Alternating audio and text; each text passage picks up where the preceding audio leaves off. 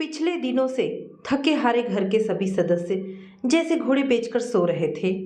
विधि की शादी में जूली ने भी खूब एंजॉय किया, लेकिन गौरव की पत्नी बनकर नहीं, बल्कि उसकी दोस्त बनकर। लंदन में स्थायी रूप से रह रहे गौरव के ताऊ महेश जी को जब खबर मिली कि उनके भतीजे ने आईटी परीक्षा में प्रथम स्थान प्राप्त किया है, तो उन्होंने फौरन फोन से अपने छोटे भाई नवीन को कहा कि वो गौरव को लंदन भेज दे।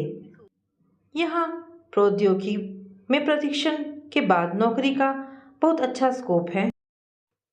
नवीन जी भी तैयार हो गए और बेटे को लंदन के लिए पासपोर्ट, वीज़ा आदि बनवाने में लग गए। लेकिन उनकी पत्नी सरोजनी के मन को कुछ बहुत अच्छा नहीं लगा। कुल 2 बच्चे गौरव और उससे 5 साल छोटी 8वीं में पढ़ रही विधि। अब बेटा 7 समुंदर पार चला जाएगा तो माँ को कैसे अच्छा लगेगा। उसने तो पति से साफ शब्दों में मना भी किया। नवीन ने पत्नी को समझाया, बच्चे के अच्छे भविष्य के लिए लंदन की शिक्षा बहुत उपयोगी साबित होगी और माँ बाप होने के नाते कुछ त्याग हमें भी तो करना ही पड़ेगा। रही बात आंखों से दूर जाने की, तो साल में एक बार तो आएगा ना। विधि भी भाई के लंदन जाने से दुखी थी। आंखों में आंसू भरकर बोली, भैया तुम इतनी दूर चले जाओगे तो मुझे अच्छा नहीं लगेगा। मैं रक्षाबंधन के दिन किसे राखी बांधूंगी। नहीं तुम मत जाओ भैया, कहने के साथ ही विधि रो पड़ी। गौरव ने बहन को धैर्य बंधाया। रोते नहीं विधि, मैं जल्दी आऊँगा और तेरे लिए खूब सारी चीज़ें लंदन से लाऊंगा। रही राखी की बात तो वो थोड़ा पहले भेज दिया करना, मैं ताऊ जी की लड़की से बंधवा लूँगा। फिर उस दिन अपनी प्यारी प्यारी बहन से फ़ोन पर बात भी करूँगा। बहरहाल सबको समझा बुझाकर खास लोगों से मिलकर गौरव ने निर्धारित समय पर लंदन चला गया। वहाँ उसको ताऊ जी के पास अच्छा लगा। परिवार के सभी सदस्यों का बात व्यवहार उसके साथ बिल्कुल अपनों जैसा ही था। माँ का पत्र अक्सर आ जाता, कभी कभी विधि का पत्र भी उसमें रहता। माँ तो बार बार यही लिखती कि तुम्हारे बिना अच्छा नहीं लगता, घर सब तरफ से सुना सुना लगता है। लंदन में प्रशिक्षण पूरा होते ही एक कंपनी ने गौरव का चयन कर लिया, तो ताऊ जी ने खुशी खुशी अपने छोटे भाई नवीन और सरोजनी को गौरव के नौकरी पर लगने की सूचना भेजी। साथ में यह भी बताया कि जल्दी वो 1 माह का अवकाश लेकर भारत जाएगा। गौरव को लंदन में नौकरी मिलने का समाचार सुनकर सरोजनी को तनिक भी अच्छा नहीं लगा। क्या अपने देश में उसे नौकरी नहीं मिलती? क्या हर भारतीय युवक का भविष्य विदेश में ही जाकर संवरता है? विधि भी दुखी हुई। बड़ी उम्मीद लगा रखी थी कि अब भैया के आने के दिन आ रहे हैं। गौरव जिस ऑफिस में काम करता था, उसमें अमेरिका की जूली नाम की एक लड़की रिसेप्शनिस्ट के रूप में काम करती थी। जूली शक्ल सूरत से बेहद आकर्षक थी। जूली की एक खासियत यह भी थी कि यदि वह पाश्चात्य पहनावे में ना हो तो चेहरे से बिल्कुल भारतीय लगती थी। एक ही ऑफिस में साथ साथ काम करने आने जाने पर आपस में बातचीत से गौरव और जूली एक दूसरे से काफी प्रभावित हुए। बाद में वे एक दूसरे की चाहत व पसंद बन गए, लेकिन बिना बड़ों की आज्ञा के गौरव ऐसा कोई कदम उठाने के पक्ष में नहीं था जिससे उसके वो परिवार के सम्मान को ठेस पहुँचे। जूली के साथ अपनी दोस्ती के बारे में ताऊ जी को बताने के साथ ही गौरव ने यह भी कहा कि हम एक दूसरे को पसंद करते हैं और विवाह भी करना चाहते हैं। भतीजे की इच्छा को खुशी खुशी स्वीकार करते हुए महेश जी ने कहा, तुम्हारे पिताजी को सूचित करता हूँ और उनसे कहूँगा कि शादी की कोई तारीख तय कर ले। नवीन जी और सरोजनी को जब गौरव के प्रेम और शादी का पता चला तो दोनों को बेटे का यह कदम अखर गया। उन्होंने बड़े भाई से साफ शब्दों में कह दिया कि गौरव वहाँ किसी लड़की से विवाह करने का विचार छोड़ दे, क्योंकि उसके इस तरह विवाह करने से उसकी बहन की शादी में अड़ंगा खड़ा हो सकता है, और यदि वह नहीं मानता है तो कम से कम अपनी शादी की खबर भारत में किसी को ना दे। माता पिता की बात से गौरव को अपनी गलती का एहसास हुआ। अभी तक उसके दिमाग में यह बात क्यों नहीं आई कि अंतरजातीय विवाह, वह भी ईसाई लड़की से, करने के कारण बहन की शादी में रुकावट आ सकती है। इसके बाद गौरव ने फ़ोन पर कई बार घर पर सबसे बात की, उनका हाल चाल पूछा, लेकिन अपने विवाह से संबंधित कोई बात ना तो उसने छेड़ी और ना माता पिता की तरफ से कोई प्रतिक्रिया हुई। गौरव की नौकरी लगे अब 1 साल हो गया था। उसके मन में भारत आने और माता पिता से मिलने की बड़ी इच्छा हो रही थी। वो ऑफिस में 1 माह के अवकाश का आवेदन कर भारत जाने के प्रबंध में लग गया। एयर टिकट मिलते ही गौरव ने भारत फ़ोन करके माँ को बताया कि वह फला तारीख को भारत आ रहा है। गौरव घर पहुंचा तो दबे मन से ही सही, पर सबने उसका स्वागत किया। गौरव को कुछ ही सालों में सब कुछ बदला बदला सा लग रहा था। माँ पहले से कुछ कमजोर दिख रही थी। पिताजी के बाल आधे सफेद हो गए थे और विधि, वह तो कितनी बड़ी लग रही थी।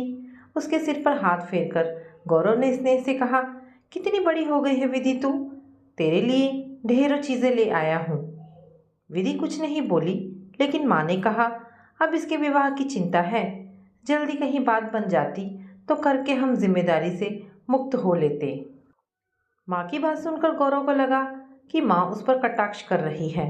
फिर भी गौरव ने हंसकर विधि से कहा, कहीं पसंद किया हो तो बता दे विधि, पिताजी का ढूंढने भागने का समय बच जाएगा। विधि ने पलटकर जवाब दिया, मैं तुम्हारी तरह नहीं हूँ भैया, जो घर वालों की इच्छा के खिलाफ जाकर विवाह रचा लूँ।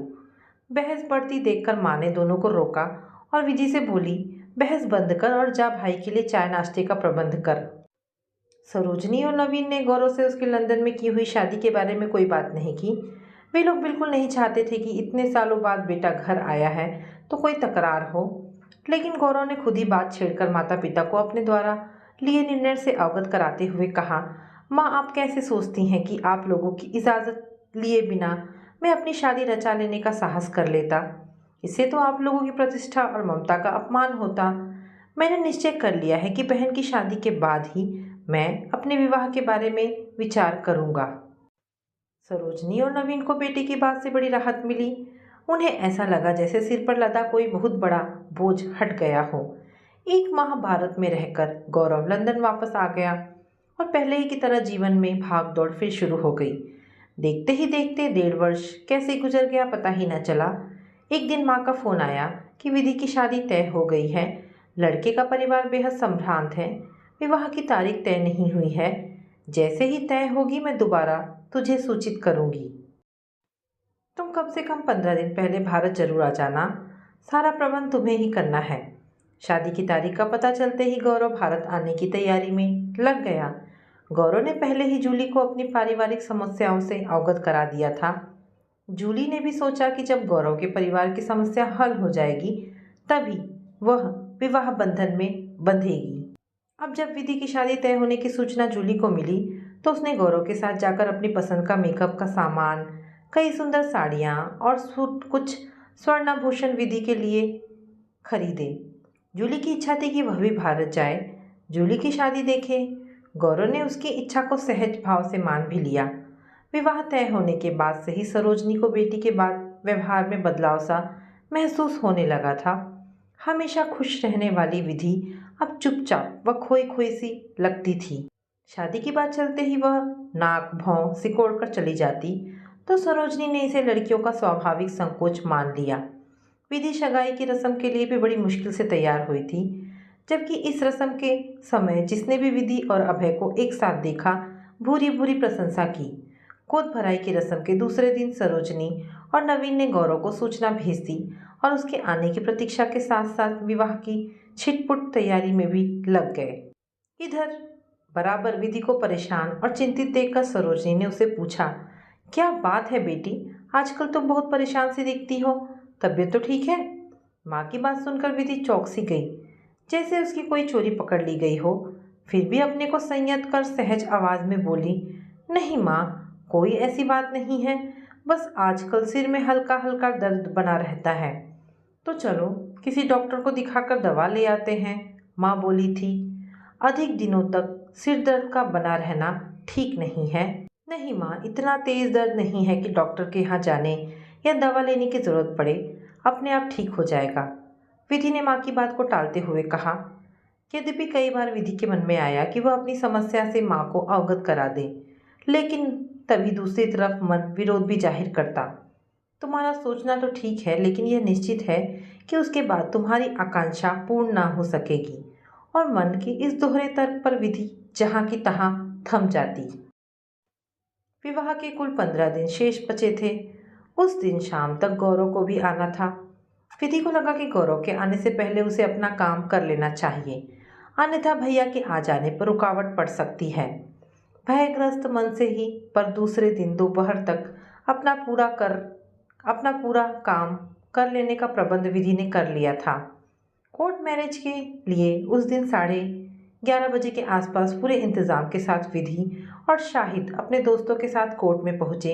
पर संयोग कुछ ऐसा बना कि उस दिन अदालत में हड़ताल हो गई और हड़ताल कब तक चलेगी यह भी पता न चल सका। विधि निराश होकर घर लौट आई और दुखी मन से अपने कमरे में जाकर औंधे मुंह पलंग पर पड़ गई। गौरव की फ्लाइट 10 बजे ही आ गई थी, पर वह जूली का इंतजाम करने में लग गया। सबसे पहले तो उसने जूली को एक अच्छे से होटल में ठहराया, क्योंकि उसने पहले ही सोच रखा था कि जूली के भारत आने की खबर वह विधि की शादी से पहले किसी को नहीं देगा। उसके रहने और सुरक्षा का पूर्ण प्रबंध कर गौरव घर आया। बंगले के दरवाजे के अंदर अभी वो अपना सामान रखवा ही रहा था कि विधि की सहेली नफीसा आ गई। नफीसा ने उसे पहचान कर आदाब किया, फिर घबराई आवाज़ में बोली, भाईजान आपसे कुछ ज़रूरी बात करनी है। और इसी के साथ गौरव को खींचकर आड़ में ले गई तथा बिना किसी भूमिका के उसने वह सब गौरव को बता दिया जिसे अब तक विधि घर वालों से छिपाती आ रही थी। नफीसा ने गौरव को बताया कि मेरी सहेली होने के नाते विधि अक्सर मेरे घर आती रहती थी। मेरे बड़े भाई साहब शाहिद जो डॉक्टर हैं, उनसे विधि का प्रेम काफ़ी दिनों से चल रहा था। यह बात तो मुझे पता थी, लेकिन वे दोनों शादी करने पर आ जाएंगे मुझे आज ही पता चला है। जब दोनों कोर्ट से निराश होकर घर लौटे हैं, थोड़ा सा रुककर नफीसा ने साफ कहा, यकीन मानिए भाई साहब, उन दोनों के शादी करने की बात का पता मुझे अभी चला है। अतः आप सभी को बताकर आगाह करना मैंने अपना कर्तव्य समझा है। इतना अच्छा दूल्हा और इतने हौसले से किया जा रहा सारा इंतज़ाम अगर आज उनकी शादी कोर्ट में हो गई होती तो सब मटिया मेट हो जाता। यह तो अच्छा हुआ कि अदालत में हड़ताल हो गई। आप सब बदनामी से अपने को बचा लें, यही सोचकर मैं इस समय आपको सूचित करने आई हूँ। अब आपको ही सब कुछ संभालना होगा। गौरव भाई, हाँ इतना ज़रूर ध्यान रखिएगा कि मेरा कहीं नाम ना आए। इतना बताने के बाद नफीसा जिस तेजी के साथ आई थी उसी तेजी के साथ वापस चली गई। नफीसा से मिली सूचना से गौरव को जैसे काठ मार गया। वो सोचने लगा कि यदि आज सचमुच वह सब हो गया होता जो नफीसा ने बताया है तो माँ पिताजी की क्या हालत होती। शायद उन्हें संभाल पाना मुश्किल हो जाता। शायद दोनों आत्मसम्मान के लिए आत्महत्या भी कर लेते। पर शुक्र है कि यह अनहोनी होने से पहले ही टल गई। अब मैं विधि को समझा लूँगा। इस विश्वास के साथ गौरव ने घर के अंदर प्रवेश किया। सरोजनी और नवीन जी ने मुस्कुराकर बेटे का स्वागत किया। माँ ने अधिकार के साथ सहेजा, बेटा आ गया तू, अब सब कुछ तुझे ही संभालना है। हाँ हाँ माँ, अब आप लोग निश्चिंत रहिए, मैं सब संभाल लूँगा। पर माँ, विधि कहाँ है? दिखाई नहीं पड़ रही है। गौरव ने चारों तरफ नज़र घुमाते हुए पूछा। अपने कमरे में होगी, आवाज़ दूँ? रहने दो माँ, गौरव बोला। बहुत दिन से उसका कान नहीं उमीठा है। कहते हुए गौरव विधि के कमरे में पहुंचा। भाई को आया देखकर चेहरे पर बनावटी हंसी बिखेरती विधि उठ खड़ी हुई। गौरव ने गर्मजोशी के साथ पूछा, ठीक है विधि? अच्छा बता, तूने हमारे होने वाले जीजा जी से इस दौरान बात की थी या नहीं? गौरव ये कहते हुए वहीं विधि के करीब बैठ गया। अनेक प्रकार की इधर उधर की बातें करने के बाद उसने विधि से पूछा, सच बताना विधि, ये शादी तेरी पसंद की तो है? विधि चौंकी। गौरव भैया ऐसा क्यों पूछ रहे हैं? क्या उन्हें मेरे बारे में कुछ पता चल गया है? विधि सावधानी से अपने को सहज बनाती हुई धीमी आवाज़ में बोली, हाँ भैया पसंद है, लेकिन आप यह क्यों पूछ रहे हैं?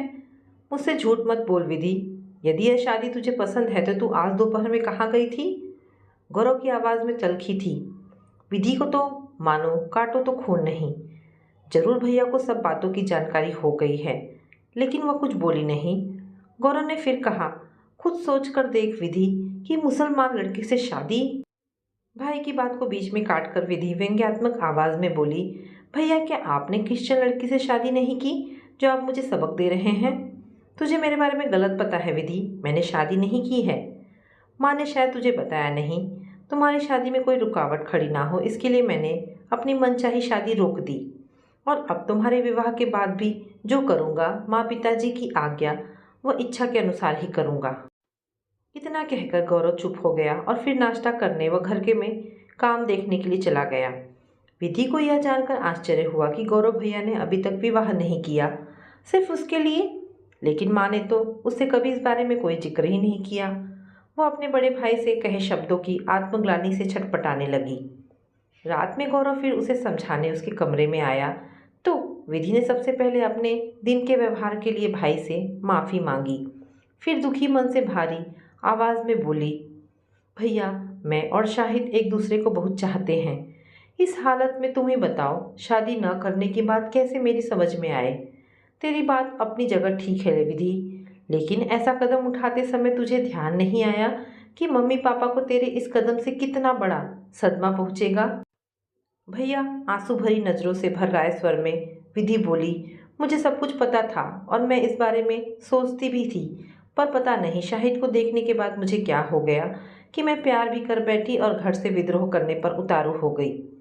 विधि की बात बीच में ही काटते हुए गौरव बोला, होता है विधि, प्यार में ऐसा ही सब कुछ होता है। पर देख मेरी बहना, अभी समय है। माँ पिताजी को इतना बड़ा सदमा ना दे कि वे झेल ही ना पाए। अपने मन पर तू नियंत्रण रखकर डॉक्टर शाहिद को बुलाने की कोशिश कर। जो सपना माँ पिताजी ने तुझे तेरी शादी को लेकर देखा है उसे पूरा होने दे बहन। इसी में इस परिवार और हम सब की भलाई है। इतना कहते कहते गौरव की आंखें भी भर आई। एक बात और है विधि, गौरव बहन के प्रति आश्वासित होकर बोला, जैसे सुबह का भूला शाम को घर आ जाए तो वह भूला नहीं कहलाता। बस यही कहावत मुझे प्यारी बहन पर भी लागू हो जाए। मेरी बस तुझसे यही उम्मीद है। यह भी तुझे ध्यान में रखना होगा विधि कि यह राज की बात हमेशा राज ही बनी रहे। विधि ने स्वीकृति में गर्दन हिला दी, जिसे भाई की बात उसकी समझ में अच्छी तरह से आ गई। अभी तक विधि ने इतनी गहराई से बिल्कुल नहीं सोचा था। सचमुच माँ इतना बड़ा सदमा शायद ही झेल पाती, और इसके आगे विधि कुछ ना सोच सकी और अगले ही पल भाई की गोद में आंसुओं से तर चेहरा छिपा लिया। गौरव ने भी झुककर तृप्त मन से बहन का सिर चूम लिया। गौरव को लगा कि वह समय से आ गया तो सब कुछ ठीक हो गया। यदि एक दो दिन की भी देरी हो जाती तो सब कुछ बिगड़कर कोई बहुत बड़ा अनर्थ हो जाता। इस तरह गौरव ने अपनी समझदारी से अपने माँ और पिताजी की इज्जत बचा ली। तो दोस्तों, ये छोटी सी कहानी आपको कैसी लगी? आशा करती हूँ कहानी आपको पसंद आई होगी। अगर कहानी पसंद आई है तो प्लीज़ इसे लाइक एंड शेयर करें। दोस्तों, ऐसी ढेरों पारिवारिक और शिक्षाप्रद कहानी सुनने के लिए हमारे चैनल को प्लीज़ सब्सक्राइब करें। धन्यवाद दोस्तों।